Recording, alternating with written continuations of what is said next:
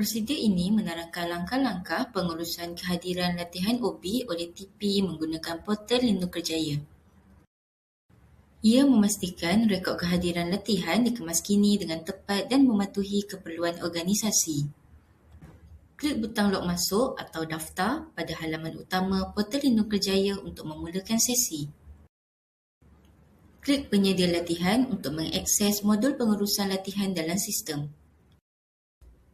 Klik email untuk memasukkan alamat email pengguna yang berdaftar.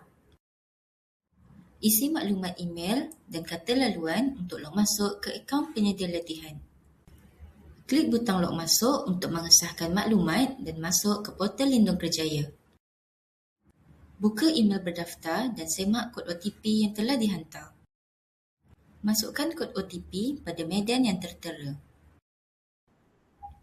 Klik pelaksanaan latihan untuk menguruskan sesi latihan yang dijadualkan. Klik urus untuk membuka pilihan pengurusan latihan yang tersedia. Klik butang mulakan sesi untuk memulakan sesi latihan yang telah dirancang. Klik di sini untuk membuka menu pilihan kehadiran peserta sesi latihan.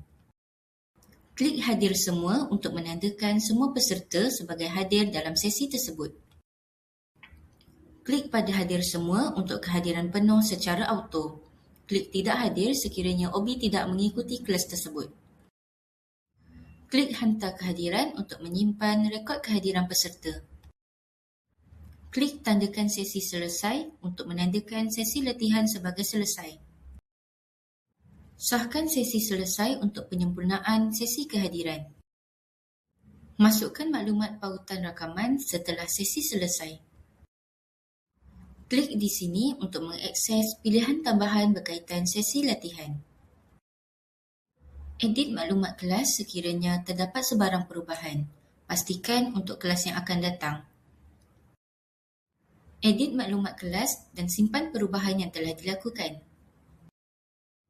Klik pada rekod kehadiran untuk semakan kehadiran kelas bagi memastikan maklumat telah lengkap.